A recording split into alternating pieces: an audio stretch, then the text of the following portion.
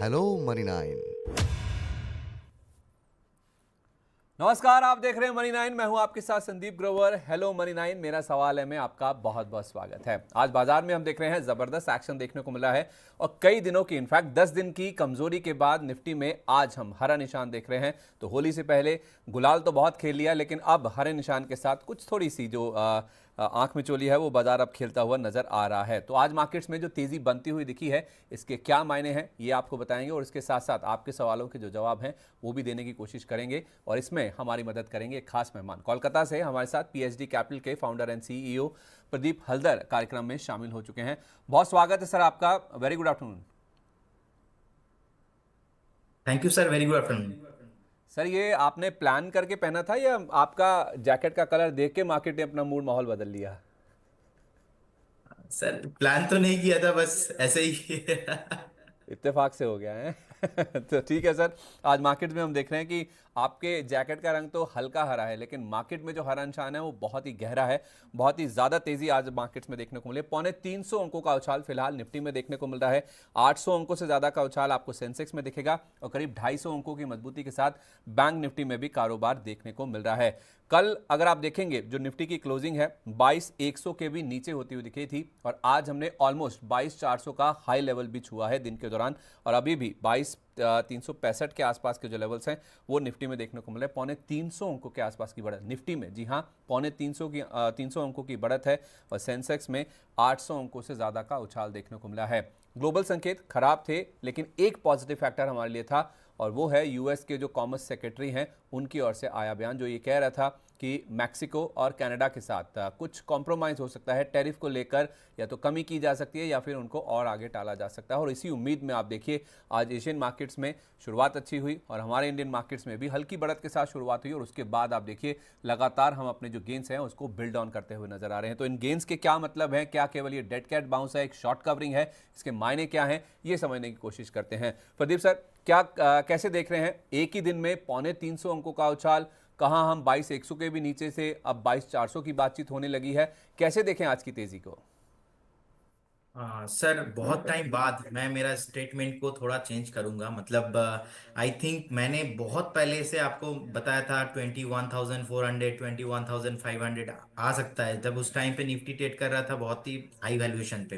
तो उसके बाद हमने देखा कि 21,990 समथिंग निफ्टी ने लो लगाया। तो अभी आज का जो मार्केट का माहौल है, मेरे को लग रहा है सर थोड़ा थोड़ा करके मार्केट अभी यहाँ पे बॉटम बनाने का एक ट्राई कर रहा है, लेकिन ये भी परफेक्ट नहीं है, परफेक्ट बॉटम नहीं है।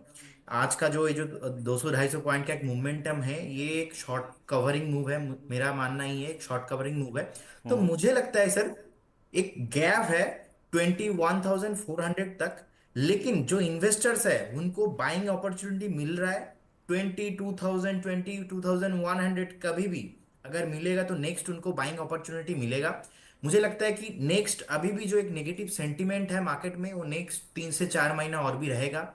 आज का मूवमेंट सर बहुत बढ़िया है और मुझे लगता है कि निफ्टी एक बॉटम बनाने का ट्राइंग कर रहा है और मुझे लगता है कि सर कभी भी नेक्स्ट अगर 21,800 21,400 500 आया ना, तो मैं मेरा जो एक नेगेटिव व्यू था और जिसकी वजह से मार्केट भी बहुत टाइम से नीचे आ रहा था, मैं मेरा व्यू को फर्स्ट टाइम आप ही के साथ नेगेटिव हुआ था और आप ही के साथ ही मैं धीरे धीरे पॉजिटिव हो रहा हूं। क्योंकि मेरे को लग रहा है कि निफ्टी अगर आप देखेंगे 500 इंडेक्स में ऑलमोस्ट 90% स्टॉक अभी एक वैल्यू जोन में ट्रेड हो रहा है। तो मेरा मानना ही है एक अगर नेक्स्ट कभी भी डीप मिलेगा तो एक हमारे लिए बहुत ही अच्छा बाइंग अपॉर्चुनिटी होगा। और आज का जो मूव है इसको भी मैं पॉजिटिवली देख रहा हूं। मुझे लगता है इसका नेक्स्ट टारगेट होना चाहिए 22,450। अगर 22,300 के ऊपर सस्टेन किया आज दोपहर तक तो फिर क्लोजिंग बेसिस पे 22,300 के ऊपर एक क्लोजिंग चाहिए, उसके बाद 22,500 तक जा सकता है। लेकिन मेरे को कहीं ना कहीं लगता है अगर आप 20 मूविंग एवरेज भी देखेंगे निफ्टी का, वो है 22,850 के आसपास। मतलब यहाँ से भी ऑलमोस्ट 400 पॉइंट का एक आप मूवमेंट करना पड़ेगा। बैंक निफ्टी का देखेंगे 20 मूविंग एवरेज सर वो है 49,200 के आसपास। लेकिन निफ्टी से ज्यादा अभी बैंक निफ्टी स्ट्रांग है, तो हाईली पॉसिबिलिटीज है कि बैंक निफ्टी तेजी से भाग जाए ऊपर। तो सर अभी भी ऐसा कोई तो मतलब 20 मूविंग के एवरेज के ऊपर भी ट्रेडिंग नहीं हो रहा है मार्केट, वहां से भी अभी 400 पॉइंट नीचे है।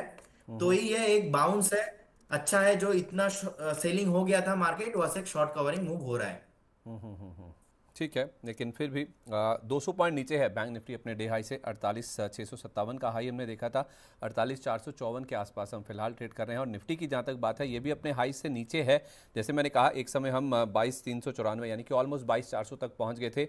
अब धीरे धीरे करके आप देखिए थोड़ा सा प्रॉफिट बुकिंग हो रही है, और 22,350 के भी नीचे हम फिलहाल कारोबार कर रहे हैं। तो 60 पॉइंट के आसपास की गिरावट हमने निफ्टी पे भी हायर लेवल से देखी है, लेकिन 200 अंकों का गोता अगर आप देखेंगे तो बैंक निफ्टी हायर लेवल से दिखा चुका है। लेकिन कौन से स्टॉक्स हैं जो ज़्यादा लाइमलाइट में है, फोकस में है, वो आपके सामने रखते हैं कि बाजार की नब्ज किस तरह की, यानी कि ब्रॉडर मार्केट्स में किस तरह का एक्शन हो रहा है, निफ्टी गेनर लूजर्स कौन से हैं, वो भी आपके सामने लाने की कोशिश करते हैं कि बाजार में आखिर किन स्टॉक्स में ज़्यादा एक्शन देखने को मिला है। निफ्टी के गेनर्स की आप बात करें तो अदानी ग्रुप के स्टॉक्स बहुत एक्टिव हैं। निफ्टी के 5 जो टॉप गेनर्स हैं, उसमें 2 नाम आपको अदानी ग्रुप के नजर आएंगे, अदानी पोर्ट्स और अदानी एंटरप्राइजेस। इसके अलावा एमएनएम में भी आज अच्छे खासे गेंस देखने को मिल रहे हैं, और पावर ग्रिड एक अच्छी खबर आई है, उसका इंपैक्ट हम देख रहे हैं पॉजिटिव साइड पे। आज निफ्टी गेनर्स के तौर पर पावर ग्रिड भी आपको नजर आएगा।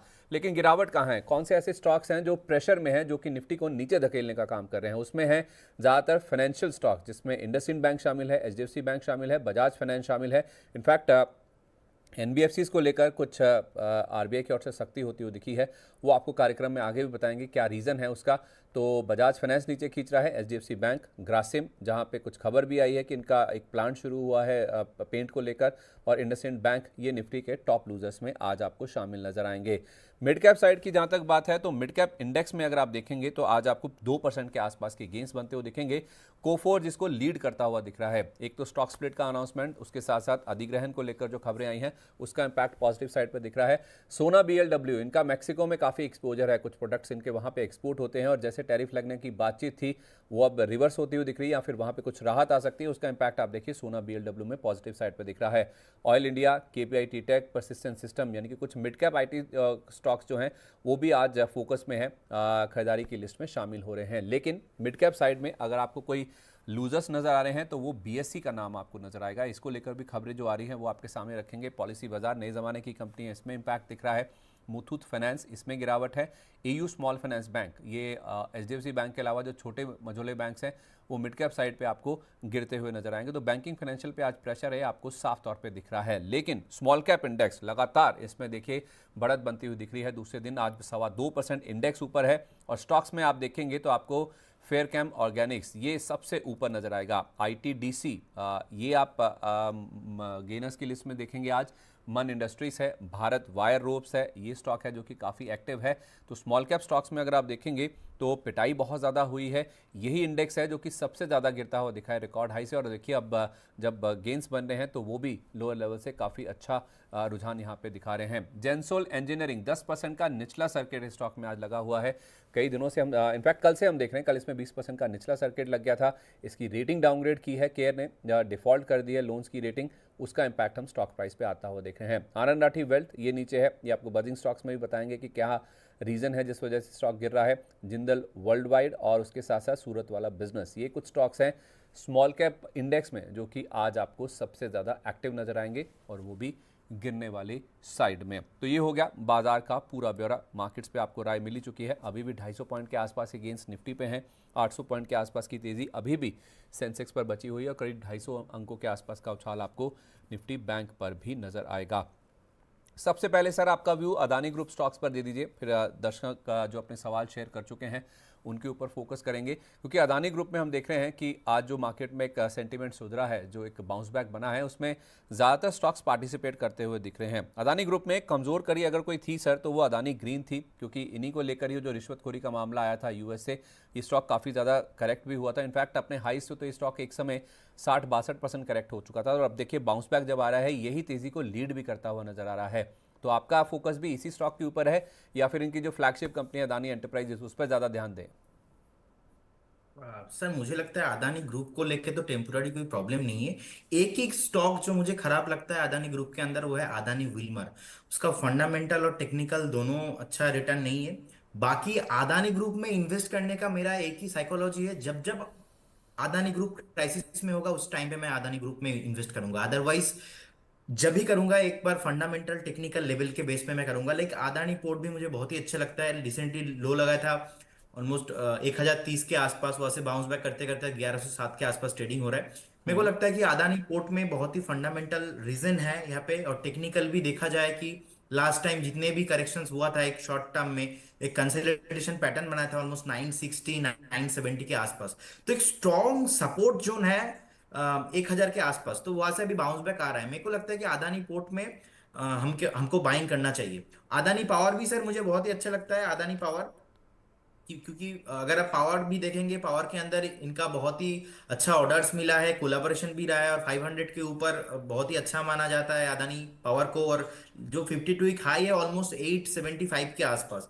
तो हम्म। इन टर्म्स ऑफ वैल्यूएशन भी देखेंगे कि अभी 505 चल रहा है, 510 के आसपास चल रहा है, तो अच्छा है। और शॉर्ट टर्म जो एक लो था 418 के आसपास, 420 के आसपास, तो मुझे लगता है अच्छा खासा लोअर से भी एक आप मूवमेंट आया है, और इसको फॉलो अप बाइंग होना चाहिए। तो Adani power and Adani port मुझे बहुत ही अच्छा लगता है।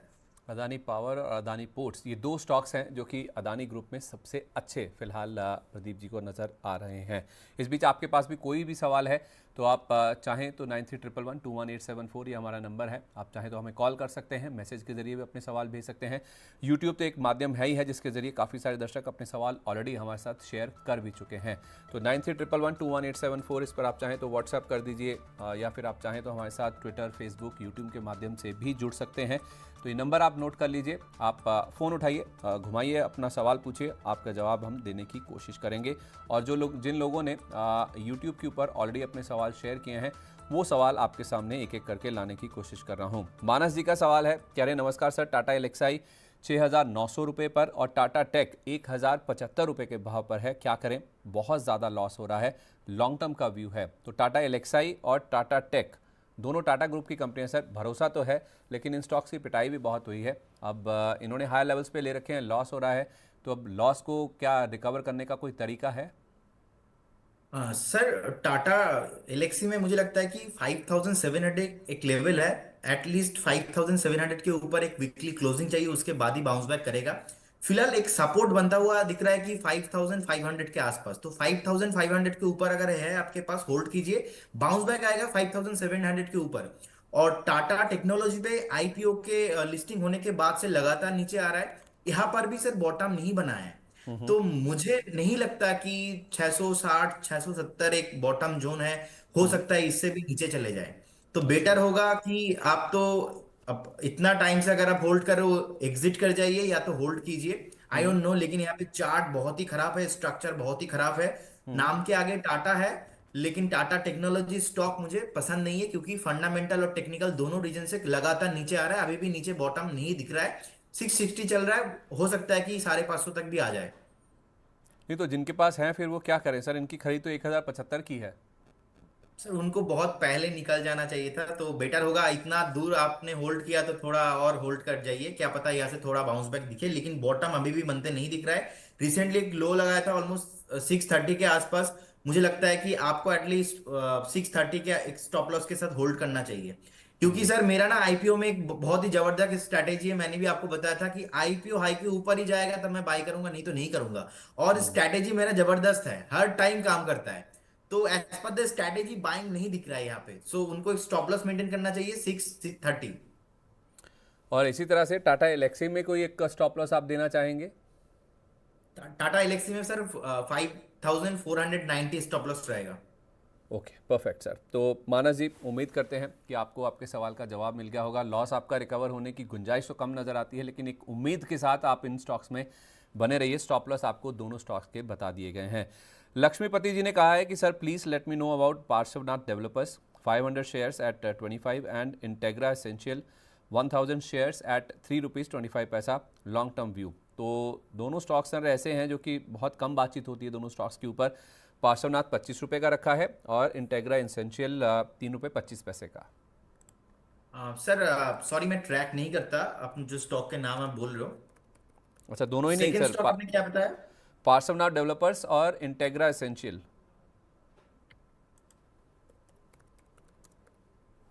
Integra Essentia sir. हाँ। ओके सर, ये तो पेनी स्टॉक है बेसिकली, टू एग्जैक्टली। रुपीज के आसपास ट्रेडिंग हो रहा है, एम आई राइट?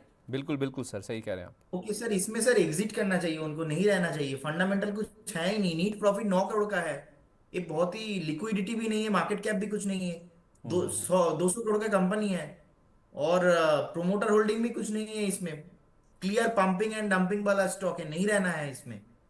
चलिए ठीक है, तो वैसे भी पेनी स्टॉक्स में तो बहुत ही कम, बहुत ही सिलेक्टिवली आपको पैसा लगाना चाहिए, कोई बहुत आपको स्ट्रांगली रिकमेंड करता हो। आई डोंट नो लक्ष्मीपति जी, आपने किनके कहने पे ये स्टॉक्स खरीदे हैं, लेकिन प्रदीप सर कह रहे हैं कि आपको इन स्टॉक से फिलहाल के लिए निकल जाना चाहिए, ऐसे स्टॉक से दूर रहना चाहिए। देखिए कुछ कुछ फंडामेंटल फैक्टर्स हैं, देखिए उन्होंने अपने बातचीत में कह दिए, इसकी लिक्विडिटी कैसी है, मार्केट कैप कितना है, प्रमोटर होल्डिंग कितनी है, मुनाफा कितना कमाती है, इन चीज़ों को ज़रूर ध्यान में रखिए। कोई भी अगर आपको बोलता भी है कि आप ये शेयर ले लीजिए, एटलीस्ट थोड़ा सा होमवर्क आप भी कीजिए, ऐसे स्टॉक से दूर रहिए। देखिए जब सर्किट लगने शुरू होते हैं नीचे के या ऊपर के, तो रुकते नहीं है स्टॉक, तो इनमें एंट्री या एग्जिट दोनों ही आप देखें तो बहुत ज़्यादा मुश्किल हो जाता है, तो इन स्टॉक से आप दूर रहें। फिलहाल के लिए आपके लिए यही राय निकल के सामने आ रही है। सुनील कुमार जी कह रहे हैं कि इनके पास 2 होटल स्टॉक हैं, एक है सर EIH एसोसिएटेड होटल और दूसरा है सामी होटल। सामी होटल तो ज़्यादा टाइम लिस्ट हुए नहीं हुआ है, इनका एंट्री लेवल क्या है, तो ये दोनों में एंटर करना चाहते हैं। एक तो EIH है सर, ये EIH एसोसिएटेड की बात कर रहे हैं, और दूसरा है सामी होटल्स, इनका एंट्री लेवल पूछ रहे हैं, इनको रहना होटल स्पेस में, इन्होंने मन बना लिया है।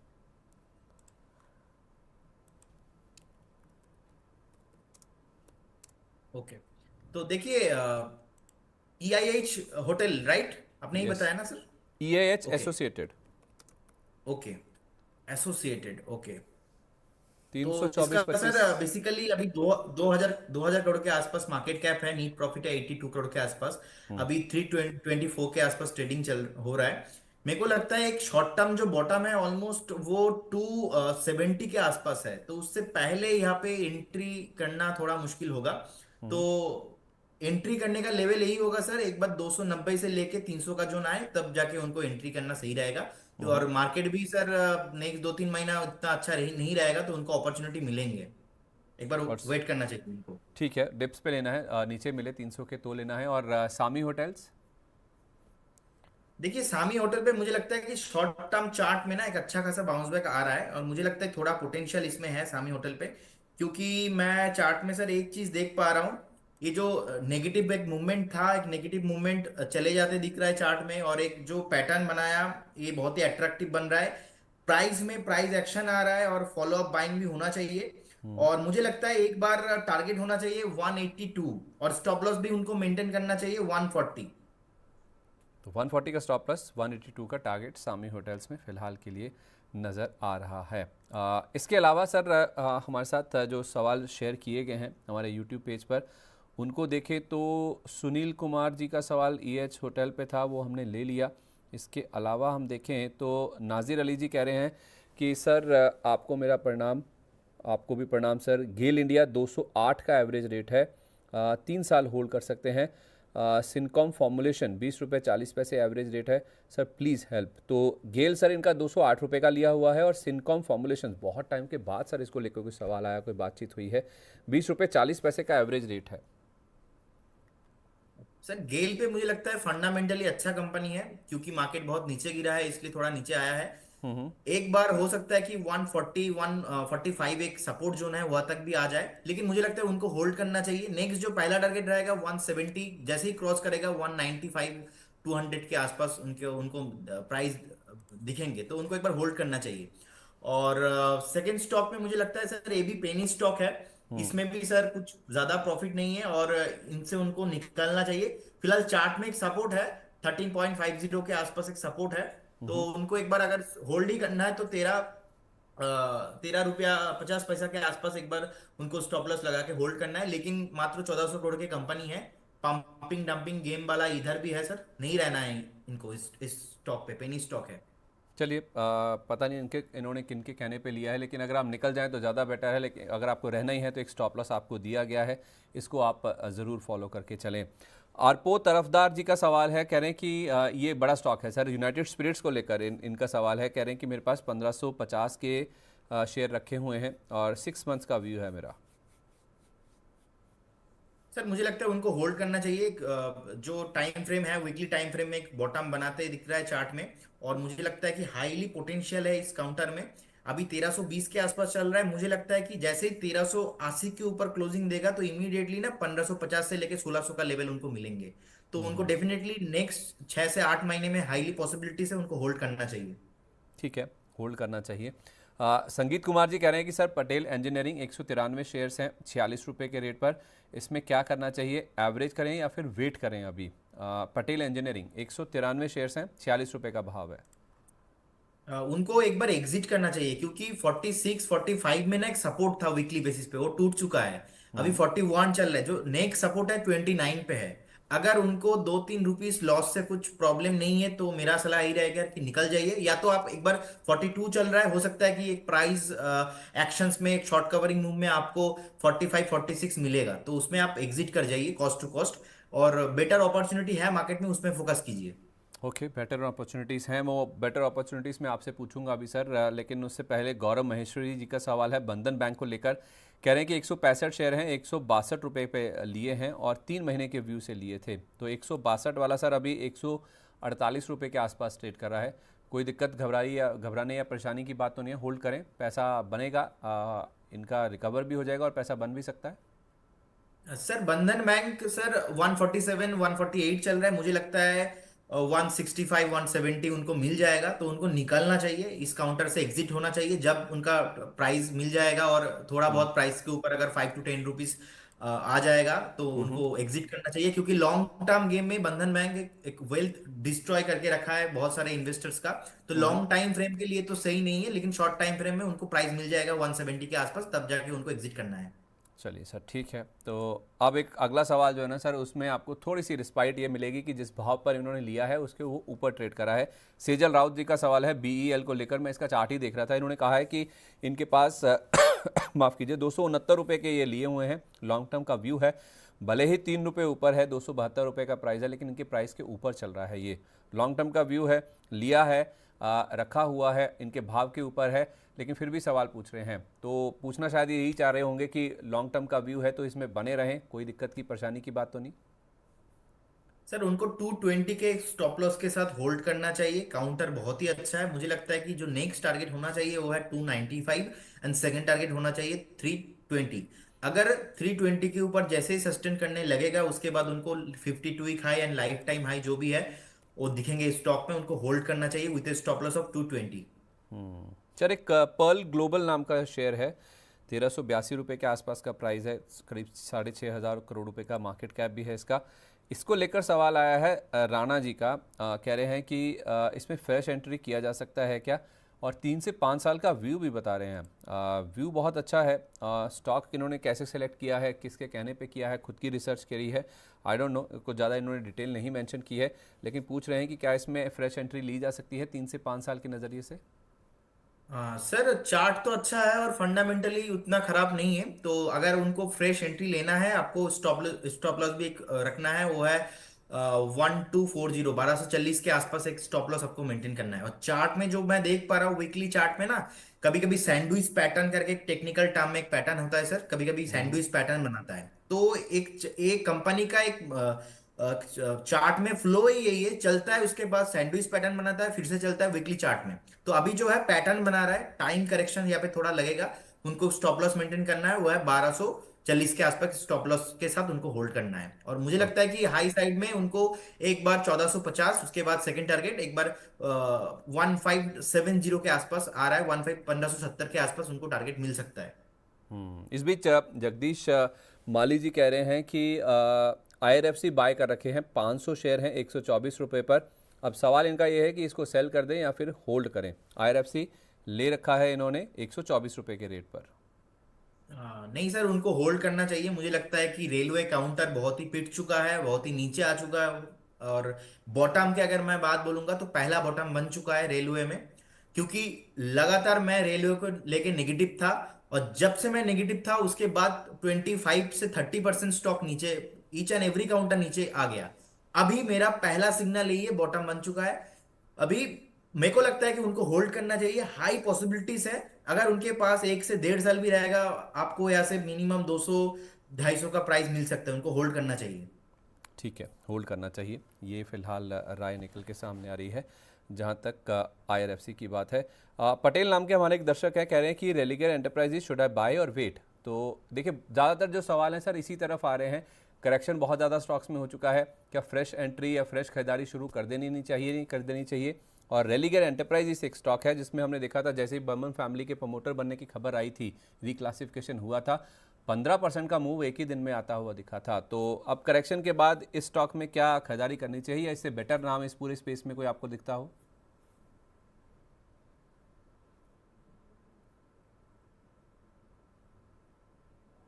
सर सर आपकी आपका आवाज़, वॉइस ना कट गया तो मैं सुन नहीं पाया। अच्छा अच्छा, आपकी आवाज़ भी सर बीच में बंद हो गई थी। रेलिगेयर एंटरप्राइजेस को लेकर सवाल है, हमारे दर्शक हैं पटेल जी, वो कह रहे हैं कि इसमें बाय करें या अभी वेट करें, यानी कि फ्रेश एंट्री अभी कर लेनी चाहिए, थोड़ा रुक जाएं? सर मुझे लगता है इस काउंटर पे अभी फ्रेश बाइंग अपॉर्चुनिटी नहीं करना चाहिए, क्योंकि इनका जो है 280 में एक रेसिस्टेंस है, 275 में एक रेसिस्टेंस है, तो एट फर्स्ट वो रेसिस्टेंस क्रॉस होना चाहिए। उसके बाद जाके उनको यहाँ पे एंट्री करना चाहिए। और लोअर साइड में भी मुझे लगता है कि अगर नीचे आएगा तो हो सकता है 195 200 एक अच्छा खासा फेयर वैल्यूएशन है, वहां तक उनको होल्ड वेट करना चाहिए। ओके, ठीक है। इस बीच पूजा जी हमारे साथ फ़ोन लाइन पे मौजूद हैं, दिल्ली से हमारे साथ जुड़ी हैं, उनके पास चलते हैं और जानते हैं किस शेयर को लेकर वो जानना चाहती हैं। पूजा जी नमस्कार, मेरी आवाज़ पहुंच रही है आप तक? हाँ जी सर, पहुँच रही है। नमस्ते सर। हाँ। सर मेरा क्वेश्चन ये है कि 226 से मैंने एयरकॉन लिया हुआ है 100 क्वांटिटी, और अच्छा, अभी मुझे उसमें लॉस दिख रहा है काफी। तो अब बताइए क्या करूँ, मैं एग्जिट करूँ या फिर अभी रुकूँ उसमें? 226 पे आपने लिया था, हाँ जी सर। तो आपने उस समय पूजा जी स्टॉप लॉस नहीं लगाया था, किसके कहने पे लिया था आपने? मतलब मैंने ले लिया था उस टाइम पे, मुझे काफी उसमें प्रॉफिट दिख रहा था, तो पता मुझे याद भी नहीं एक्चुअली किसके कहने पे लिया था मैंने। बट अभी सिचुएशन बहुत खराब है पोर्टफोलियो की ना। नहीं नहीं, मैं ये जानना चाह रहा हूँ, क्या खुद से रिसर्च करती हैं, खुद से खुद स्टॉक्स से आइडेंटिफाई करती हैं? एक्चुअली वो मैंने खुद से ही लिया था, वो मैंने सजेशन से नहीं लिया था। हम्म। तो क्या तो आपने अभी इसके बाद जो हम्म 226 पे लिया था कुछ प्रॉफिट भी बनता हुआ देखा था, यानी कि स्टॉक ऊपर गया था उसके बाद? तो 226 के बाद वो ऊपर गया ही नहीं। मैंने जब लास्ट 226 पे लिया ना, तो वो बाद में मुझे डिक्लाइन होता हुआ दिखा, और अभी इतना कम हो गया है, अप्रॉक्स 34-35% का मेरा लॉस भी दिख रहा है मेरे पोर्टफोलियो में उसी के ऊपर। अच्छा, अगर मैं सही समझ रहा हूँ तो एक समय ये स्टॉक 350 के ऊपर भी चला गया था, 351 रुपये 60 पैसे का इसका ऑल तो टाइम हाई है। तो आपने गिरता हुआ शेयर सोच के लिया था कि बहुत गिर गया है, ले लेते हैं। हाँ हाँ, बिल्कुल बिल्कुल। चलिए, मैं समझ गया, क्योंकि बहुत सारे सवाल हमारे पास जो आते हैं ना वो इसी तरह से आते हैं कि स्टॉक का ऑल टाइम हाई इतना था, वहाँ से इतना गिर गया था तो हमने ले लिया, और वहाँ से अब और गिर गया, यानी कि आपने जिस यस, लेवल पे खरीदा गिरा हुआ शेयर वो वहाँ से और भी नीचे आ गया और ऐसे। काफी नीचे आ गया है। हाँ, आपकी बाइंग बहुत ऊपर की है तो उस लिहाज से लॉस भी काफ़ी ज़्यादा हो रहा है, आपके पास क्वांटिटी भी ठीक ठाक है। क्या करना चाहिए सर? इस तरह के एग्जांपल बहुत आते हैं हमारे पास कि शेयर हमने देखा था कि 350 के आसपास था, वो गिर कर आ गया 225 के आसपास, हमें लगा ठीक ठाक लेवल पे आ गया, ले लेते हैं, और वो गिर के अब आ गया 150 रुपये के भी नीचे। तो पहली बात तो सर अब ये तो हो गया कि इन्होंने स्टॉप लॉस नहीं लगाया, अब वो तो कहना, अब क्या करें, उसमें तो नहीं लगाया स्टॉप लॉस, नहीं अपना लॉस कंटेन किया, अब उसका कोई इलाज नहीं है। अब क्या हो सकता है सर? क्या अब भरपाई होने की कोई चांसेस हैं? इनके लिए बेस्ट रेमेडी क्या हो सकती है? सर मुझे लगता है इनके पास तो उतना एक ताकत है, जो इन्होंने इतना लॉस सहन कर गया, तो मुझे लगता है एक बार उनको होल्ड करना चाहिए, क्योंकि रेलवे काउंटर जितने भी नीचे आना था ऑलमोस्ट पहला बॉटम बन चुका है। और मुझे लगता है कि अगर उनको यहाँ पे 100 रुपीज इन्वेस्ट करना है सपोज एग्जाम्पल, तो इनको यहाँ पे 50 रुपीज यहाँ पे अभी भी एवरेज करना चाहिए। तो 145 147 is a really good value zone, उनको यहाँ पे एवरेज करना चाहिए। और I believe sir each and every years budget में रेलवे को लेके कुछ ना कुछ आता है। तो इरकॉन हो गया, आरवीएनएल हो गया, जो भी ऐसे काउंटर्स है रेलवे में, मेरे को हाईली पोटेंशियल दिखता है। नेक्स्ट अगर आपके पास 2 साल 3 साल है तो डेफिनेटली आपका जो बाइंग प्राइस है, बाइंग प्राइस भी आपको मिलेगा, और यहाँ पे आपको 50% एवरेज करना है। और हो सकता है अगर मार्केट 2-3 महीना कभी भी खराब गया हो या तो कुछ भी ऐसा हो गया हो, तो मेरे को लगता है कि उस टाइम पे आपको 125 एंड 120 का एक जोन भी मिल सकता है, उस टाइम पे आपको फिर से एवरेज करना है। लेकिन इससे नीचे जाते हुए मेरे को नहीं लगता है कि इरकॉन इससे नीचे चला जाएगा, ऐसा मेरे को नहीं लगता है। एक अच्छा बाइंग अपॉर्चुनिटी अभी चल रहा है, उनको बाइंग करना चाहिए। तो पूजा जी, आपके पास पहले से ही क्वांटिटी काफ़ी ज़्यादा है, अगर आप मुझे सुन पा रही हैं तो आपके पास अगर हाँ जी। गुंजाइश है तो पहले तो बताइए, गुंजाइश है और आप खरीदारी कर सकती हैं यहाँ पे? हाँ हाँ, मैं कर सकती हूँ, बट सर मुझे एक चीज़ और पूछना है कि कोई और ऐसा शेयर जिसमें मैं इन्वेस्ट कर सकती हूँ 6 महीने के पर्सपेक्टिव से, तो आप वो मुझे सजेस्ट कर सकते हैं क्या? बिल्कुल, थोड़ा उसके लिए आप इंतज़ार कीजिए। आप हमारे साथ कार्यक्रम में जुड़ी हुई हैं, तो चुन चुन के हमारा एक खास सेगमेंट है, उसमें मैं आपके इस सवाल का जवाब भी आपको प्रदीप जी से दिला दूंगा, ओके। जहां पे आपको 6 महीने के नज़रिए से कहां पे आप इन्वेस्ट करके चल सकते हैं। तो प्रदीप जी, आप अपना जवाब तैयार रखिएगा। सर, पूजा जी बोल रही हैं कि 6 महीने के नज़रिए से वो इन्वेस्ट करना चाहती हैं। इरकॉन तो आप कह रहे हैं कि वो एवरेज कर ही लेंगी, यहाँ पे अच्छा लेवल है 145 147 के आसपास का, तो उसके साथ साथ एक स्टॉक 6 महीने के नज़रिए से भी आप रेडी रखिएगा। इस बीच हमारे साथ सत्य प्रकाश जी रेडी हैं फ़ोन लाइन पर बातचीत करने के लिए। सत्य प्रकाश जी, नमस्कार। नमस्कार सर, नमस्कार। कैसे हैं सर? बढ़िया सर, आप बताइए कैसा चल रहा है आपका दिन आज का? हाँ, बहुत बढ़िया बढ़िया है। आज तो सबका ही ठीक है। तो आपके ठीक है, पोर्टफोलियो तो के क्या हाल चाल है सर? हाँ, बढ़िया है सर, बढ़िया। थोड़ा थोड़ा ठीक है, ज्यादा तो नहीं, क्योंकि बहुत लंबे फंसे हुए हैं लोग। हाँ। बताइए जी, किस जी, स्टॉक जी। के बारे में जानना चाहते हाँ, हैं? एक सवाल है सर। संवर्धन मदरसन है मेरे पास 200 हाँ। और 195 के, अच्छा। और एक टीवी जेट है 200 295 के। हाँ। कब लिए थे सर आपने, कितने टाइम से होल्ड कर रहे हैं? हाँ, ये हो गए 4-5 महीने 4-5 तभी महीने। से है। मतलब उससे पहले से ही है, जब से मार्केट डाउन है उससे पहले के ही, लगभग उसी पीरियड के हैं। उससे हफ्ते 10 दिन पहले के होंगे, महीने 15 दिन पहले के डाउन अच्छा से पहले के ही हैं। जी। सत्य प्रकाश जी, आपके नाम में ही सत्य है। एक बात मुझे सत्य जवाब दीजिएगा इस चीज का। आपने हाँ जब जी, ये बताइए। खरीदे थे तो आपने स्टॉप लॉस क्यों नहीं लगाया? हाँ, बस स्टॉप लॉस के वो उस समय तो मार्केट ऊपर ही जा रहा था, तो स्टॉप लॉस कई बार नहीं लगा देते तो कोई दिक्कत होती नहीं थी उस नहीं पीरियड तो में। आपने जहां पे लिया था 195 पे, क्या उसके बाद आपने प्रॉफिट भी देखा था इस शेयर में? नहीं, प्रॉफिट में नहीं गया। अरे तो मतलब मार्केट ऊपर जा रहा था और आपने जो स्टॉक लिया वो नीचे ही आता जा रहा है। हाँ, थोड़ा सा ही नीचे गया था, लेकिन उसके बाद तो नीचे धीरे धीरे 1-2 4 रुपए होके नीचे चला। मतलब इस आस में नहीं लगाया, फिर ज्यादा नीचे हो गया तो फिर काटने का, फिर बेचने की हिम्मत नहीं हुई। ये था। ये ज्यादातर लोगों के साथ हुआ है सर। मार्केट जिस तरह से गिरा है ना, इसी उम्मीद में हाँ, कि जी, अब जी, मार्केट जी, जी, उठेगा, जी। अब मार्केट रिकवर होगा, मेरे वाला जो हाँ, शेयर है बस वो बस भी बस चलने बस लगे। उसी में बस। हाँ, ठीक कह रहे हैं सर, यही कि अब क्योंकि वो अच्छा मार्केट भी देखा है ना सभी ने। हम लोग तो वो तो बाद के पीरियड के हैं, जिन्होंने गिरावट देखी नहीं है कोविड वगैरह के। हम तो बाद में ही ये चीज आपने अच्छी बोली। मैं इनफैक्ट ना आपसे ये पूछने ही वाला था, मेरा सवाल आपसे यही था कि क्या जी, जी, 2020 जी। से पहले से आप इन्वेस्ट कर रहे हैं या नहीं 2020 नहीं के नहीं, बाद? हम तो अभी से, जब से TV9 देखना आपका शुरू किया है हाँ। तभी से है। मतलब ज्यादा नहीं है, 1 साल ही हुआ है। अच्छा। तो उसमें तो हरा ही हरा दिखाई दिया है हमें तो। उस समय तो रेड तो कभी कभार आता था, लेकिन फिर हरा हो जाता था। मतलब उसमें तो ऐसा हुआ है सत्य प्रकाश जी कि कई सारे नए निवेशक आए और कई सारे नए एडवाइजर भी आए। पता है, कोई किसी को कहता था ना कि ये स्टॉक ले लो या वो स्टॉक, वो ये स्टॉक मत लो, करे अरे तू मुझे बताएगा, छोड़, मुझे सब पता है। क्योंकि जो आज लिया कल ऊपर जाता था, परसों और ऊपर जाता था, तो किसी की कोई बिल्कुल, सुनता ही नहीं था। बिल्कुल। अब वापस वो फेज आ गया है, बैक टू रियलिटी आ गया सब कुछ। 5-6 महीने बहुत बढ़िया देखे। मतलब उसमें 50-40 हजार रुपए कमाए भी, लेकिन अब तो लाखों का नुकसान हो रहा है। ओहो। बिल्कुल सर, बिल्कुल आपके पास क्वांटिटी भी ठीक ठाक है सर। एक इनका संवर्धन मदरसन काफ़ी ऊपर का लिया हुआ है, ऑलमोस्ट 200 के आसपास का, और शेयर 125 के भी नीचे चला गया है। अब वो वाला सवाल तो मैंने पूछ लिया कि इन्होंने स्टॉप लॉस क्यों नहीं लगाया। अब इनका समाधान क्या हो सकता है सर? सर मुझे लगता है जो चार्ट में है अभी भी बॉटम नहीं बना है। 120 123 के आसपास ट्रेडिंग हो रहा है।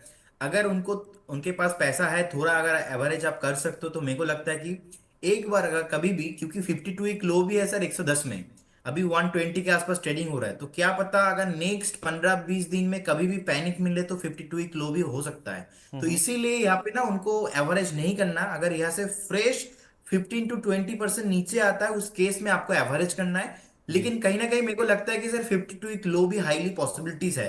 क्या होता है सर, जब कोई स्टॉक सपोर्ट जोन में होता है ना, वो मेक और ब्रेक वाला ऐसा सिचुएशन है। तो मेरे को लगता है कि 110 के आसपास जो एक सपोर्ट है वहां पे रिटेच हो सकता है। जी, चलिए ठीक है। तो अच्छा शेयर है, कंपनी अच्छी है नो डाउट, और अच्छी पेडिग्री भी है, तो उस लिहाज से एवरेज कर सकते हैं। सत्य प्रकाश जी, अगर आपके पास गुंजाइश है तो थोड़ा आप और ले लीजिए यहाँ पे। संवर्धन मदरसन आपने कंपनी अच्छी चूज़ करी है, थोड़ा मार्केट के बुरे फेस में ये फंस गया है, लेकिन फंडामेंटल अच्छे हैं, इसमें आप और खरीदारी करें तो ज़्यादा बेहतर आपके लिए हो सकता है। इस बीच पंकज गांधी जी का सवाल है टेक्समैको रेल को लेकर। वो कह रहे हैं कि टेक्समैको रेल के शेयर 100 बाइंग प्राइस 187 क्या एवरेज और करूं क्या? पंकज गांधी गुजरात। तो सर इनको पूछना यही है कि क्या और खरीद सकते हैं ये, क्योंकि जिस भाव पे इन्होंने लिया है उससे तो आ गया ये नीचे। सर मुझे लगता है उनको एवरेज करना चाहिए, क्योंकि रेलवे काउंटर को लेके मैं अभी पॉजिटिव ही हूँ। जितना नीचे आना था ऑलरेडी एक शॉर्ट टाइम फ्रेम में आ गया है। उनको एवरेज करना चाहिए डेफिनेटली। मुझे लगता है उनको एक बार फिर से 180 200 का लेवल मिलेंगे, तो उनको एवरेज डेफिनेटली करना चाहिए। ओके, एवरेज कर लेना चाहिए। रेलवे स्टॉक्स को लेकर वैसे भी पॉजिटिव व्यू बन रहा है। एक बार की हो सकता है कि इन स्टॉक्स में जो गिरावट का दौर है वो खत्म हो चुका है, तो इसमें आप ज़रूर खरीदारी शुरू करके चल सकते हैं। विक्रम सिंह जी कह रहे हैं कि Sandeep ji please suggest if Solara active at 600, HFCL at 135, Bajaj Hindustan at 32, केना कंस्ट्रक्शन 300, क्वेस्ट कॉप 612, which of these are fundamentally good company to average for long term और एग्जिट। इनके सवाल से ऐसा लग रहा है कि सर ये सारे स्टॉक इनके पोर्टफोलियो में हैं, तभी ये पूछ रहे हैं कि इनको एवरेज किसको करना चाहिए, क्योंकि अगर इनके पास नहीं होते तो फ्रेश एंट्री के बारे में बोलते। तो सर इनके पास HFCL रखा है, सोलारा एक्टिव रखा है, बजाज हिंदुस्तान रखा है, चौथा नाम है केना कंस्ट्रक्शन, पांचवा है क्वेस्ट कॉप। इनमें से कि सारे ऊपर के लेवल्स पे रखे हुए हैं, इनमें से कौन सा ऐसा स्टॉक है जिसको एवरेज कर लें और किसको अपने पोर्टफोलियो से कर दें बाहर? सर चार्ट तो सारा ये भी खराब ही है, तो मेरे को लगता है कि एक बार HFCL को अगर बाहर कर देंगे तो अच्छा है, क्योंकि ये स्टॉक ऐसा है ना, डॉट कॉम बूम के टाइम से उस टाइम पे पंपिंग डंपिंग हुआ था। उसके बाद 2021 में जब 35 के ऊपर ब्रेकआउट दिया तो उसके बाद जाके परफॉर्मेंस हुआ, लेकिन लगातार हमने देखा कि ऊपर टॉप बनाने के बाद अभी नीचे आ रहा है। सो मुझे लगता है HFCL को उनको पोर्टफोलियो से निकालना चाहिए। अगर मैं एवरेज करने का बात बोलूंगा तो सोलारा एक्टिव मुझे अच्छा लगता है, इतना खराब नहीं है सोलारा एक्टिव। और मेरे को लगता है कि एक बार अगर कभी भी उनको 450 460 के आसपास मिलेंगे तो आप इसको एवरेज कर सकते हो, लेकिन अभी नहीं। अभी 495 चल रहा है, अभी नहीं। ठीक है, तो नीचे में मिले तो सोलारा एक्टिव में ज़रूर आप एवरेजिंग करके चल सकते हैं। ये राय फिलहाल निकल के सामने आ रही है। एक सर इरेडा को लेकर 224 रुपये का प्राइस है, रेनू सिंगल जी पूछ रही हैं इसमें क्या करना चाहिए? 224 का प्राइस है। इधर होल्ड करना चाहिए सर, होल्ड करना चाहिए। अभी बाउंस बैक अभी बाकी है। शॉर्ट टर्म में जितना नीचे आना था 2 4 दिन में नीचे आ गया, तो उनको अभी होल्ड करना चाहिए। चलिए ठीक है, तो ज़्यादातर PSU रेलवे स्टॉक्स और ऐसे स्टॉक्स जो कि हाई लेवल्स पे लिए हुए हैं उनमें एवरेज करना चाहिए, उनको एग्जिट कर देना चाहिए, या फ्रेश एंट्री कहाँ कर सकते हैं, इसी को लेकर ज़्यादातर सवाल हमारे पास पहुँच भी रहे हैं। चलिए अब हम बढ़ते हैं हमारे अगले सेगमेंट की तरफ। खास सेगमेंट है जहाँ पे खबरों का, न्यूज़ फ्लो का इम्पैक्ट जिन स्टॉक्स पे आता है, बजिंग स्टॉक्स की ओर बढ़ते हैं।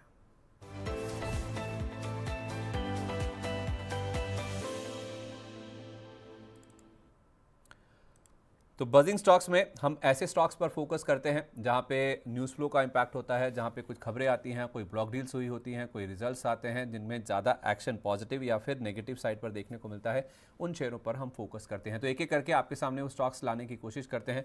तो पहला कौन सा शेयर है अगर आपके सामने हम लाने की कोशिश करें, वो है BSE का। जी हाँ, एशिया की सबसे पुरानी एक्सचेंज है ये BSE, और NSE ने जो मूव लिया है उसका इम्पैक्ट हमने आज स्टॉक प्राइस पे बनता हुआ देखा है। NSE ने क्या किया है कि निफ्टी की जो वीकली और उसके साथ साथ मंथली वायदा की जो एक्सपायरी होती है उसका जो टाइम है, जो कि थर्सडे को होता है, वीकली का हर थर्सडे को और मंथली का लास्ट थर्सडे को महीने के, उसको शिफ्ट करके कर दिया है मंडे को। और ये सारे बदलाव लागू हो जाएंगे अगले महीने से, यानी कि 4 अप्रैल से ये जो सारे बदलाव हैं वो लागू होते हुए देखेंगे, और उसका जो इम्पैक्ट है वो आज हमने BSE के प्राइस पर बनता हुआ दिखा है। इनिशियल रिएक्शन तो आप देखें BSE के स्टॉक में 9% तक की गिरावट हमने आज केवल इसी खबर के दम पर शुरुआती कारोबार में ही देख ली थी।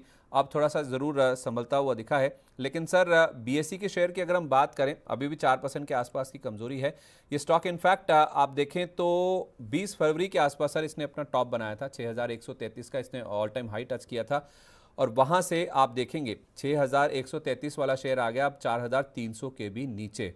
तो पहले तो सर अगर आप थोड़ा सा इसके फॉल के बारे में समझा सकें, और दूसरा आप करना क्या है और इस खबर का क्या इम्पैक्ट आप समझते हैं? सर मुझे लगता है कि जो लास्ट टाइम आपके चैनल की तरफ से एक वीडियो बनाया गया था, उस टाइम पे भी मेरे से व्यू मांगा था, तो मैंने बताया था 4950 एक स्टॉप लॉस मेंटेन करना चाहिए, और टारगेट भी मैंने दिया था 5800 के आसपास। पहला टारगेट हमारा अचीव हुआ था।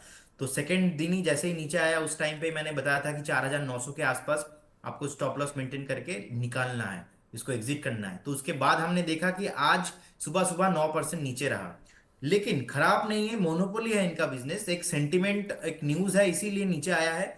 मेरे को लगता है कि अगर इतना ही खराब होता आज तो लोअर सर्किट लग जाता और भी नीचे आ जाता। तो मेरे को लगता है आज का जो लो है ना, आज का लो ऑलमोस्ट 4035 के आसपास है, 4035 के आसपास। इसको एक स्टॉप लॉस माना जाए और स्टॉप लॉस मान के आप इस काउंटर को यहाँ पे बाई कर सकते हो। थोड़ा मैं एग्रेसिव इसलिए बोल रहा हूँ क्योंकि मेरे को लगता है कि अगर 4000 के नीचे जाएगा तब तो मैं परमानेंटली नेगेटिव हो जाऊंगा, लेकिन मैं अभी भी परमानेंट नेगेटिव नहीं हूँ। और अगर आपके चैनल किसी ने फॉलो किया होगा तो मैं 4900 से ही मैंने बता दिया था कि उनको स्टॉप लॉस मेंटेन करना है, क्योंकि उसके नीचे मेरे को चार्ट में कहीं पे सपोर्ट नहीं लग रहा था। और एग्जैक्टली जैसे ही 4900 टूटा उसके बाद हमने देखा कि फ्रेश 4000 तक आ गया, तो 900 पॉइंट का गिरावट। तो मेरे को लगता है कि सर अगर जिनके पास अभी भी है उनको 4000 एक स्ट्रिक्टली स्टॉप लॉस मेंटेन करना है और होल्ड करना है। 4000 का स्टॉप लॉस लगा के आप बीएसई के शेयर को कर सकते हैं होल्ड। आप सर रेलवे शेयरों की बात कर रहे थे, अगला नाम हमारी लिस्ट में है आरबीएनएल का, जिसको आज एक नया ऑर्डर मिलता हुआ दिखा है। 730 करोड़ रुपए के आसपास का ऑर्डर इनको मिला है। एक एलओए यानी कि लेटर ऑफ एक्सेप्टेंस इनको मिलता हुआ दिखा है HPSEBL यानी कि Himachal Pradesh state electricity board से इनको ये ऑर्डर मिलता हुआ दिखा है और उसका इम्पैक्ट हम स्टॉक पे आज पॉजिटिव साइड पर देख भी रहे हैं। इनफैक्ट सर आज ही नहीं, पिछले अगर हम 2-1 हफ्ते की बात करें तो 4-5 नए ऑर्डर्स हैं जो कि इस कंपनी को मिले हैं और स्टॉक लोअर लेवल से रिकवर भी किया है। मैं इसका चार्ट देख रहा था तो 6 महीने के चार्ट पर देखें तो सर अभी रिसेंट जो एक लो लगा था इसमें वो लगा था 311 के आसपास। तो 311 से ये स्टॉक रिकवर करके अब आ गया है 335 रुपये के आसपास। इसमें सर लगातार नए ऑर्डर्स आ रहे हैं। ऑर्डर बुक रेलवे स्टॉक्स की वैसे भी बहुत अच्छी है, आप तो वैसे ही बुलिश हैं इस पूरे स्पेस को लेकर। आरबीएनएल अगर किसी को लंबी अवधि के लिए पोर्टफोलियो में शामिल करना है तो ये सही समय है। सर आपके साथ जिस दिन मैंने लास्ट शो किया था उस दिन भी सेम क्वेश्चन आया था। उस दिन मैंने बताया था ऑलमोस्ट 340 350 के आसपास ट्रेडिंग हो रहा था। मैंने बताया था 315 से लेके 320 कभी भी इस जोन पे आए तो बाय कीजिए। तो पहला बाइंग तो हमारा हो गया, 311 लो लगाया था, तो अभी 335 चल रहा है। मेरे को लगता है उनको यहाँ पे भी एक बार बाइंग करना चाहिए। तो अगर आप आरबीएनएल को इस जोन पे बाई करते हो तो मेरे को लगता है कि पहला जो टारगेट होगा वो 380, उसके बाद होगा 420। और आपको एक स्टॉप लॉस भी मेंटेन करना चाहिए शॉर्ट टाइम फ्रेम में, वो है 260 के आसपास। मेरे को लगता है अगर आपके पास 100 रुपीज है तो आपको यहाँ पे 50% इन्वेस्ट करना चाहिए। और कभी भी फिर से अगर मार्केट पैनिक में आपको 305 310 312 15 कभी भी दिखेगा तो फिर से आपको इन्वेस्ट करना चाहिए। लॉन्ग टर्म में मैं बहुत ही बुलिश हूँ। ठीक है, लॉन्ग टर्म के लिए रेलवे स्टॉक्स को लेकर बुलिश नज़रिया है। आधा पैसा अभी लगा दीजिए, आधा पैसा आप बाद में फिर से इस स्टॉक में इन्वेस्ट करके चल सकते हैं। अदानी विल्मर अगला शेयर है। हालांकि सर इस स्टॉक को लेकर आपने अपना व्यू तो शेयर कर ही दिया था। मैं अपने व्यूअर्स की जानकारी के लिए खबर आपके सामने रख देता हूं। जीडी फूड्स नाम की एक कंपनी है जिसका इन्होंने अधिग्रहण करने की घोषणा की है। ये जीडी फूड्स आपको बता दें, ये जो सौदा है ये चरणों में होता हुआ दिखेगा, जिसमें पहला फेज़ में ये 80% हिस्सेदारी खरीदेंगे कंपनी की, बाकी हिस्सा बाद में खरीदा जाएगा। और ये कंपनी अगर आपको बता दें ये टॉप्स ब्रांड की ओनरशिप रखती है और इस कंपनी के पास अगर आप देखेंगे इनके प्रोडक्ट पोर्टफोलियो में सॉसेस और पिकल्स कैटेगरी में खासतौर पे ये कंपनी ऑपरेट करती है। सर इस अधिग्रहण का जो इम्पैक्ट है वो स्टॉक के ऊपर पॉजिटिव साइड पे दिख रहा है। आप कह रहे थे कि आप इस स्टॉक को लेकर बुलिश नहीं है। अदानी विल्मर पूरे ग्रुप में अगर देखा जाए, अदानी ग्रुप में आपको पसंद नहीं है। कौन सा ऐसा लेवल है सर जिसके ऊपर आपको ये लगेगा कि इसके चार्ट अच्छे हो गए हैं या फिर अब तेजी इस शेयर में बन सकती है? सर मुझे लगता है पर्टिकुलर ये एक काउंटर है इंटर अदानी ग्रुप में जिन्होंने इन्वेस्टर का पैसा बहुत ही डिस्ट्रॉय किया है। तो बहुत ही बढ़िया बढ़िया न्यूज़ पहले भी आया है लेकिन प्राइस एक्शन में उसको फॉलो नहीं किया है। मेरे को लगता है एक बार ना अभी 250 चल रहा है, 350 एक जोन रहेगा, उसके बाद फ्रेश क्लोजिंग देगा तब जाके मैं मानूंगा कुछ हो सकता है। नहीं तो फिलहाल अभी के लिए मैं इग्नोर करूंगा, क्योंकि लगातार जैसे ही आईपीओ हुआ था उसके बाद थोड़ा बहुत जितना ऊपर गया लगातार नीचे ही आ रहा है। आप वीकली चार्ट भी देखेंगे, ईच एंड एवरी लेवल पे आपको सेलिंग ही दिखेगा। और इसीलिए मेरा अभी जो भी आज 6% 7% ऊपर है मैं पॉजिटिव नहीं हूँ। और मुझे लगता है कि इन्वेस्टर को फ्रेश भी इन्वेस्टमेंट नहीं करना चाहिए इस पर्टिकुलर काउंटर में। चलिए, फेयर इनफ सर। ये वर्ड ऑफ कॉशन भी बहुत ज़रूरी है किन्हीं स्टॉक्स के लिए कि अगर तेज़ी हो भी रही है तो केवल 1 दिन की या 2 दिन की चांदनी है, उनमें फंसे मत। अदानी विल्मर कुछ ऐसी ही कहानी यहाँ पे निकल के सामने आ रही है। कोफोर्ज ये अगला नाम है और ये टॉप मिड कैप गेनर्स की सूची में स्टॉक आज शामिल है। 2 खबरें हैं जिस वजह से स्टॉक चल रहा है। पहला तो है स्टॉक स्प्लिट यानी कि शेयर विभाजन, जिसको कल शाम जो बोर्ड बैठक हुई थी उसमें मंजूरी दे दी गई है। 1 शेयर को 5 शेयरों में विभाजन करने की या तो फिर 5 शेयरों में बांटने की जो मंजूरी जो है वो कंपनी के बोर्ड ने दे दी और इसके साथ साथ एक पार्टनरशिप भी करी इन्होंने सबरे कॉप के साथ। इन्होंने 13 साल का एक पार्टनरशिप कॉन्ट्रैक्ट साइन किया है, जिसके तहत होगा क्या कि ये जो पार्टनरशिप साइन की गई है करीब $1.5 बिलियन के आसपास की ये साझेदारी है, जिसके तहत अगर आप देखेंगे तो प्रोडक्ट इनोवेशन और डिलीवरी को बूस्ट करने के लिए ये जो पार्टनरशिप है वो कंपनी के लिए की गई है। शेयर में बहुत बड़ा बूस्ट आज बनता हुआ दिखा है, 10% से ज़्यादा भी चल गया था सर एक समय। कोफोर्ज में सर ये जो न्यूज़ फ्लो है और जो स्टॉक स्प्लिट की खबर है और 10% का मूव, क्या इसमें मुनाफा वसूली कर लेनी चाहिए जिनके पास है, या फिर ये फ्रेश एंट्री करने का मौका है? देखिए, चार्ट में तो सर अभी एक अच्छा खासा जो फॉल हुआ था उसके बाद बहुत ही एक अच्छा पैटर्न बना है, क्योंकि एक डबल टॉप बना था, उसके बाद का जो ब्रेकआउट है अभी उसका रिट्रेसमेंट चल रहा है वीकली चार्ट में। तो बाइंग तो बनता है, लेकिन ये जो अभी स्प्लिट का न्यूज आया है, कभी कभी सर मैंने देखा ना, स्प्लिट के बाद स्टॉक चलता नहीं है, बहुत टाइम लगता है, थोड़ा 15 दिन 20 दिन। तो एक बार स्प्लिट हो जाए, प्राइस एडजस्ट हो जाए, उसके बाद जाके एंट्री करना चाहिए। लेकिन चार्ट में अच्छा है, कंपनी अच्छा है, लॉन्ग टाइम में कोई भी प्रॉब्लम नहीं लगता मुझे। ओके, ठीक है सर। तो ये होगी बात कोफोर्ज की। इसके अलावा सर आनंद राठी वेल्थ, इस स्टॉक में हम देख रहे हैं कि आज थोड़ा सा विपरीत मूवमेंट देखने को मिल रहा है, इसमें आज गिरावट देखने को मिल रही है स्टॉक में। दरअसल 5 मार्च यानी कि आज ही का दिन अगर आप देखेंगे तो बोनस इशू की रिकॉर्ड डेट है, जो कि इस स्टॉक के लिए आज इफेक्टिव होती हुई दिखी है। 21 फरवरी को अनाउंसमेंट हुआ था इस डेट का, 1:1 का बोनस है जो कि इस कंपनी ने घोषित किया था। तो होता क्या है कि क्योंकि हम T+1 साइकिल में ऑपरेट करते हैं, तो 4 तारीख को जिसने खरीदा, 5 तारीख को जिसके भी पोर्टफोलियो में आ गया उसको बोनस का मिल जाएगा फ़ायदा। तो कल तक वो बाइंग इंटरेस्ट था, आज वो बाइंग इंटरेस्ट फिजल आउट होता हुआ दिखा है, जिस वजह से इस शेयर में आज हमने मुनाफा वसूली या तो फिर प्रेशर बनता हुआ दिखा है। अभी भी आप देखेंगे तो टॉप मिड कैप लूजर्स की श्रेणी में स्टॉक आपको नजर आएगा, 6% से ज़्यादा की कमजोरी है। तो यूफोरिया खत्म हुआ है सर, फंडामेंटली तो वीक नहीं हुआ ना सर ये शेयर? सर फंडामेंटली ज्यादा वीक नहीं है, नीट प्रॉफिट 350 करोड़ के आसपास है, 15,000 करोड़ का मार्केट कैप है। और अगर मैं सेल्स भी देखूंगा, लास्ट प्रॉफिट ग्रोथ भी देखूंगा लास्ट 5 ईयर्स का, वो 30% के आसपास रहा है, अच्छा है। और मुझे लगता है चार्ट में एक सपोर्ट है, वो है 1780, 1780। एक परमानेंट स्टॉप लॉस होना चाहिए, अगर 1780 इसके नीचे कभी भी जाएगा तो मैं स्टॉक में नहीं रहूंगा। लेकिन एक अच्छा बात यही है कि जब से लिस्ट हुआ उसके बाद से कभी भी स्टॉक ने अपना जो वीकली मूविंग एवरेज प्राइस है उसको नहीं तोड़ा। तो अभी भी वीकली मूविंग एवरेज जो प्राइस का अभी कैलकुलेशन करके आ रहा है वो है 1780। तो मेरा फाइनल स्टॉप लॉस रहेगा 1780। जिनके पास ही है, आप देख उनका यही है कि कंसोलिडेशन पैटर्न बन रहा है, पैटर्न के नीचे का भी सपोर्ट हुई है, वीकली मूविंग एवरेज का भी सपोर्ट हुई है। फिलहाल अभी मैकडी थोड़ा नेगेटिव है इसलिए खराब हो रहा है, लेकिन उनको होल्ड करना चाहिए। मेरा मानना है कि सबको अभी होल्ड करना चाहिए। ओके, होल्ड करना चाहिए आनंद राठी की जहाँ तक बात है। क्वेस्कॉर्प में भी सर मूव आज काफ़ी पॉजिटिव बनता हुआ दिख रहा है, 5.5-6% के आसपास ही गेंस इस स्टॉक में अभी भी देखने को मिल रहे हैं। कॉर्पोरेट रीस्ट्रक्चरिंग की इन्होंने घोषणा की थी और उसको NCLT से मंजूरी मिली है, जिस वजह से स्टॉक में आज हमने देखा है कि एक्शन बनता हुआ दिखा है। सर हायर लेवल से जितना ये स्टॉक करेक्ट हुआ है, 875 रुपये तक उछल गया था, आज ये 620 है, मतलब कि 600 का लेवल इसने पार किया है। क्या 600 का लेवल पार होने के बाद अब इसमें खरीदारी शुरू कर सकते हैं या अभी रुकना चाहिए? मुझे लगता है थोड़ा रुकना चाहिए, क्योंकि वीकली चार्ट में नेगेटिव है। और हो सकता है उनको जिनके पास अभी है उनको एक बार फिर से 570 560 का प्राइस मिलेगा आज से नेक्स्ट 15 to 20 डेज में। तो एक बार होल्ड कीजिए, और बाकी नीचे का भी आपको प्राइस मिलेगा तो उसमें आपको मौका मिलेगा न्यू फ्रेश एंट्री का। तो उस टाइम के लिए थोड़ा होल्ड करके जाइए, लेकिन फंडामेंटल टेक्निकल दोनों अच्छा है, ऐसा कोई खराब बात नहीं है, कंपनी चलेगा लॉन्ग रन में। चलिए, आखिरी नाम है पावर ग्रिड का, जो कि टॉप निफ्टी गेनर्स में भी आज शामिल है। जैसा हमने शो की शुरुआत में आपको बताया था, 3 प्रोजेक्ट्स के लिए इस कंपनी को सक्सेसफुल बिडर के रूप में चुना गया है, घोषित किया गया है। BOOT यानी कि build on operate transfer basis पर इनको इंटरस्टेट ट्रांसमिशन सिस्टम के लिए सफल बिडर घोषित किया गया। उसका इम्पैक्ट आप देखिए स्टॉक पे पॉजिटिव साइड पे दिख रहा है। वैसे भी मूड माहौल पॉजिटिव है, कोई भी जो खबर अच्छी आ रही है उस पर स्टॉक्स पॉजिटिवली रिएक्ट करते हुए नजर आ रहे हैं। क्या इस स्टॉक में गिरावट का पूरा जो फेज है वो खत्म हो चुका है? सर मार्केट में ना 3 चीज चलता है हमेशा, तीनों कंफर्मेशन के बाद बॉटम बनता है। तो ये पावर ग्रिड के साथ भी सेम हो रहा है। मेरे को लगता है कि फर्स्ट कंफर्मेशन बॉटम हो चुका है यहाँ पे, जैसे कि मैं आपको रेलवे काउंटर पे भी बता रहा था कि मुझे लगता है कि पहला बॉटम बन चुका है। सेकेंड और थर्ड बॉटम के लिए वेट करना पड़ेगा। तो पावर ग्रिड पे मुझे लगता है कि 240 245 is a very good zone, वहां से सपोर्ट भी लिया है, अभी अच्छा खासा ऊपर भी आ रहा है। मेरे को लगता है कि नेक्स्ट जो टारगेट होना चाहिए 278 से लेके 290 तक भाग सकता है।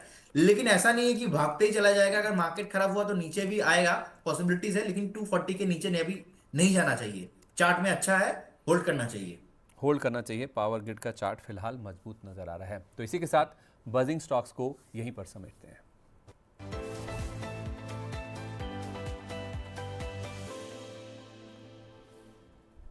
चलिए, आज थोड़ा समय कम है, शो को जल्दी वाइंड अप करना होगा क्योंकि 3:30 बजे से आज मनी 9 का जो फाइनेंशियल फ्रीडम समिट 3.0 है वो मुंबई में शुरू होने वाला है। तो उससे पहले हमें भी कुछ तैयारियां करनी होंगी, लेकिन उसके साथ साथ तैयार हो चुके हैं मेरे सहयोगी शौर्य एक स्पेशल रिसर्च लेके, जो कि है NBFC कंपनीज को लेकर। तो चलते हैं शौर्य के पास और जानते हैं कौन सी स्पेशल रिसर्च उनके पास है। जी बिल्कुल संदीप जी, NBFCs की बात करें तो NBFCs के लिए RBI ने एक निर्देश जारी किया है जो बिल्कुल भी पॉजिटिव नहीं है। सिंपली कहें तो उनके एक बिजनेस पे सीधे सीधे इम्पैक्ट पड़ते हुए नजर आया है। जैसे अगर RBI ने कहा है कि जो NBFCs हैं, भले बड़े NBFCs हो, वो लाइन ऑफ क्रेडिट की फैसिलिटी नहीं दे पाएंगे, एक्सटेंड नहीं करेंगे। और लाइन ऑफ क्रेडिट क्या होता है? आपके पास एक लिमिट होती है कि आप इतना पैसा जो है लैंडिंग इंस्टीट्यूशन से उठा सकते हो, और उस वजह से कंपनीज को फ़ायदा होता है। कभी लिक्विडिटी की दिक्कत आती है तो वहाँ से पैसा लेके अपनी लिक्विडिटी की दिक्कत को पूरा कर देते हैं। लेकिन RBI ने कहा है कि ऐसा नहीं होना चाहिए, और जो वर्किंग कैपिटल जैसी चीज़ों के लिए फैसिलिटी दी जाती है उसे तो काफ़ी हद तक जो है मना करने की बात करेगी। स्पेसिफिकली क्या है, जो वर्किंग कैपिटल टाइप के जो डेट दिया जाता है उसे नहीं देना है। उसका देवी क्या है कि उसकी बेसिक वजह यह है कि जो बैंक होते हैं, बैंक लगातार अपने जिनको पैसा देते हैं उन पर कैश फ्लो देख के उन पर नज़र रख सकते हैं, लेकिन NBFC इतने सक्षम नहीं है कि लगातार देख सके कैसे कैश फ्लोज निकल के आ रहे हैं। और इस वजह से NBFC क्योंकि इतने सक्षम नहीं है लगातार एसेस करने में, इसलिए RBI उसके फेवर में नहीं है। यहाँ पे एक ये भी फैसिलिटी होती है कि आप जो अपना इंटरेस्ट पेमेंट पे करते रहें ड्यूरेशन के टाइम, और अपना जो प्रिंसिपल अमाउंट है वो बाद में उठा दें। तो उसके बाद क्या होता है, कई वजह कि फिक्स पेमेंट का शेड्यूल नहीं है प्रिंसिपल का, वो भी दिक्कत की होती है। कई बार कंपनियां क्या करती हैं कि वो बार बार नए रीइशू कराती रहती हैं और फिर उससे अपनी इंटरेस्ट पेमेंट्स करती रहती हैं, फाइनेंस करती रहती हैं। तो रीफाइनेंस का चक्कर में वो एक प्रॉपर क्लियर पिक्चर नहीं आ पाती है, तो वो दिक्कत की बताई जा रही है। और सबसे मेन पॉइंट ये है कि NBFCs को लोन जो पे करते हैं, कर्जदार होते हैं, उनकी कैपेबिलिटी कितनी है पे करने की, उसकी डिटेल लैग से मिलती है तो दिक्कत बन सकती है। अभी टोटल ऐसा ऑफिशियल फिगर्स तो नहीं है, पर कई कुछ जगह एस्टिमेट्स किया गया है कि NBFCs ने 50 से 60 हज़ार करोड़ इसके तहत दे रखा है।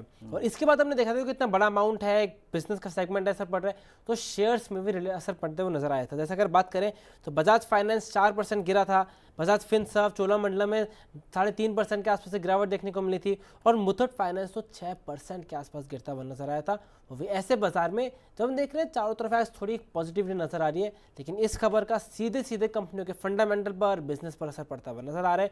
तो वो ऐसे बाजार में भी आज अच्छी खासी गिरावट दिखाते हुए नजर आए हैं। ओके, बहुत धन्यवाद शौर्य ये अपडेट हम तक पहुंचाने के लिए। प्रदीप सर, जल्दी से अगर आप NBFCs पर राय दे सकें। ये बजाज फाइनेंस एक ऐसा स्टॉक है जो कि गिरते बाजार में रिकॉर्ड हाइस टच कर रहा था, और अब जब बाजार ऊपर है तो इसमें आ रही है गिरावट। तो उसकी वजह शौर्य ने आपको एक्सप्लेन करी भी है कि जो लाइन ऑफ क्रेडिट है वो एक्सटेंड करने से NBFCs को RBI ने कर दिया है मना। और खासतौर पे ऐसी कंपनियां जो कि बड़े लेवल की NBFCs हैं, जिसमें बजाज फाइनेंस है, बजाज फिनसर्व है, चोलामंडलम है, मुथूट जैसे नाम जो हैं वो भी इस लिस्ट में शामिल हैं। क्या करना चाहिए सर इस खबर के बाद इन स्टॉक्स को लेकर जिस तरह का रिएक्शन आ रहा है? सर, बजाज फाइनेंस का चार्ट स्ट्रॉन्ग है, आज के दिन में 2-3 दिन के लिए खराब हो रहा है। मेरे को लगता है एक बार चार्ट में अगर आप देखेंगे कि लास्ट टाइम 7 टाइम्स एक रेसिस्टेंस था 7,900 के आसपास, उसके ऊपर ब्रेकआउट आया था, तो हाई भी लगाया था ऑलमोस्ट 8,700 के आसपास। तो अभी नीचे आ रहा है, मेरे को लग रहा है कि जिनके पास है उनको होल्ड करना चाहिए। 7,950 रुपीज का एक स्टॉप लॉस के साथ उनको होल्ड करना चाहिए। ओके, ठीक है। तो बजाज फिनसर्व का जो चार्ट है वो फिलहाल मजबूत नजर आ रहा है, इसमें आपको होल्ड करके चलना चाहिए। बाजार इस बीच आपको बता दें, एक अपडेट दे देते हैं। 250 पॉइंट ऊपर निफ्टी अभी भी है, 750 पॉइंट के आसपास की गेंस सेंसेक्स में है, और 250 पॉइंट्स के आसपास की बढ़त के साथ निफ्टी बैंक में 48,500 के आसपास फिलहाल कारोबार होता हुआ नजर आ रहा है। तो चलिए अब उस सेगमेंट की ओर बढ़ते हैं जिसका आपको बेसब्री से इंतजार रहता है। चलते हैं हमारे खास सेगमेंट चुन चुन के की तरफ।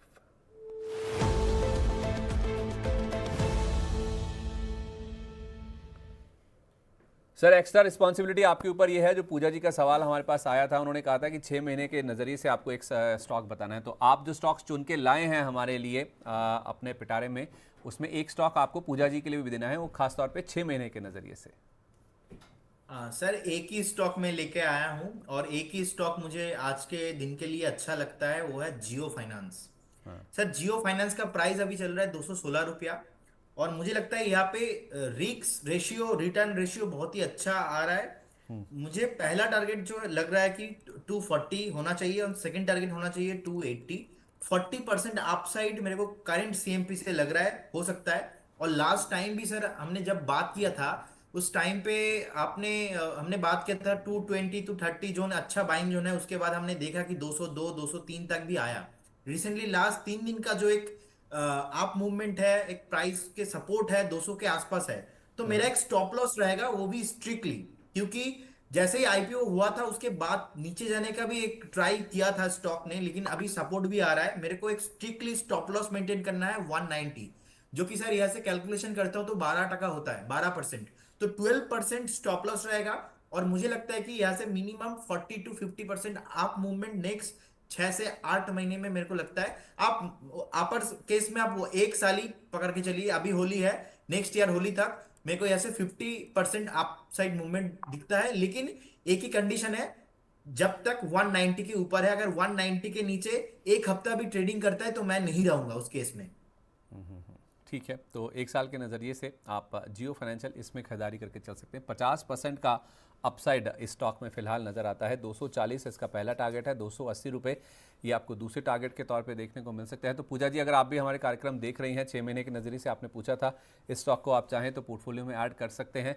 वो तमाम दर्शक जो कि नए स्टॉक्स जो कि पोर्टफोलियो में गिरावट के बाद ऐड करने के बारे में सोच रहे हैं, लेकिन उन सब के लिए इन टारगेट से ज़्यादा इंपॉर्टेंट है ये स्टॉप लॉस का लेवल, जो कि 190 रुपये का बताया गया है। 216 रुपये के आसपास स्टॉक ट्रेड कर रहा है। 190 का लेवल अगर नीचे में ब्रीच हो जाता है तो आपको इस स्टॉक से निकल जाना है, ताकि आपका जो लॉस है वो लिमिटेड रहे। तो स्टॉप लॉस नहीं लगाने की वजह से 250, 300, 350 वाले शेयर आ जाते हैं 150 रुपये के भी नीचे, और आप फंसे रह जाते हैं और देखते रह जाते हैं, स्टॉक नीचे आता जाता है और आपका लॉस भी बढ़ता जाता है। तो इस केस में 190 रुपये का स्टॉप लॉस जरूर लगा लीजिए। उम्मीद करें कि इसमें 50% का अपसाइड बन सकता है। 240, 280 तक के जोन्स तक भी ये स्टॉक जाता हुआ दिख सकता है, तो इसमें आप कर सकते हैं खरीदारी। ये है प्रदीप हलदर जी का एक टॉप पिक आज के लिए, तो चुन चुन के यहीं पर समेटते हैं। तो इसी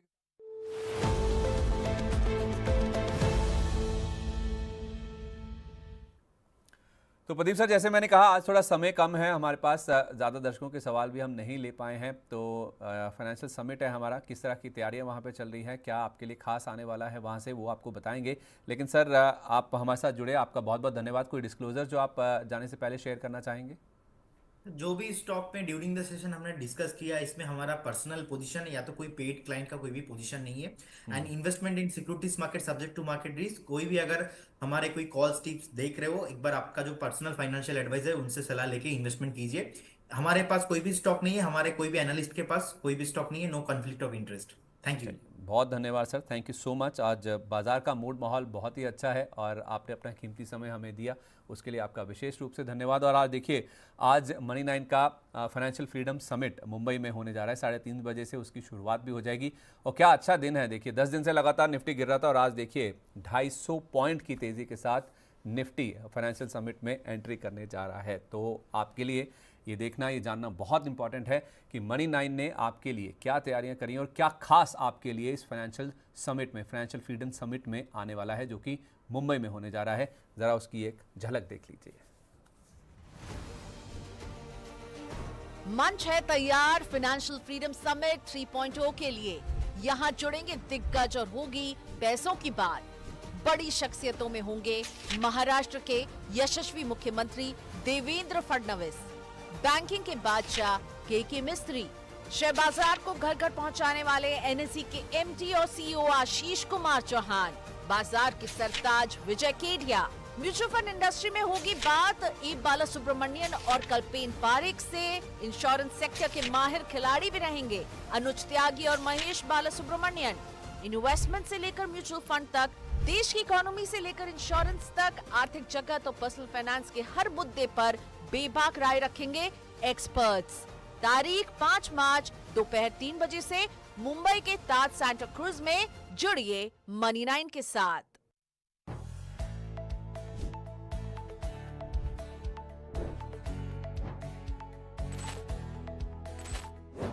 हेलो मनी 9।